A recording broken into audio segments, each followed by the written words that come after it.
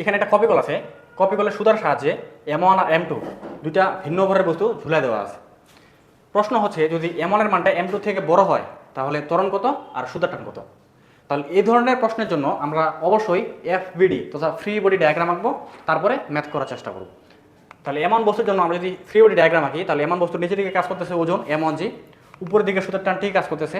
আচ্ছা, যেহেতু M1 ভরের বস্তুটির ভর বেশি M2 এর চাইতে, তাই M1 ভরের বস্তুটি নিচের দিকে নামবে আর M2 ভরের বস্তুটি উপরের দিকে উঠবে। তাহলে ধরে নেই যে M1 ভরের বস্তুটি এ ত্বরণের নিচের দিকে নামে, তাহলে এই ত্বরণ নিচের দিকে নামতেছে। তাহলে যেহেতু নিচের দিকে নামতেছে, তাই অবশ্যই নিচের বলটা বড় হবে উপরেটা চাইতে। এই জন্য আমরা লিখতে পারি যে M1G minus T is equal to M1 এ। এটা হচ্ছে 1 নম্বর সমীকরণ। এখন আমরা যদি M2 ভরের জন্য FBD আঁকি, M2 ভরের বস্তুর নিচের দিকে কাজ করতেছে M2G, উপরের দিকে কাজ করতেছে T, আর এই বস্তুটা উপরের দিকে এ ত্বরণে উঠতেছে। তাহলে এক্ষেত্রে আমরা লিখতে পারি যে T minus M2G is equal to M2A। কেন? কারণ উপরের বল বড় নিচের বলের চাইতে।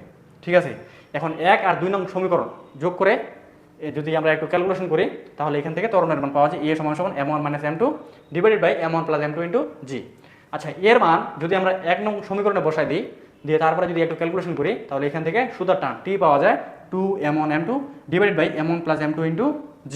ঠিক আছে, এখন এখানে একটা ম্যাথ দেওয়া আছে, এই ম্যাথটা তোমরা নিজেরাই বাড়িতে সলভ করবে এবং করে উত্তরটা মিলিয়ে নেবে। এর মান আসবে 1.63 মিটার পার সেকেন্ড স্কোয়ার, আর সুতার টান T আসবে 57.167 নিউটন।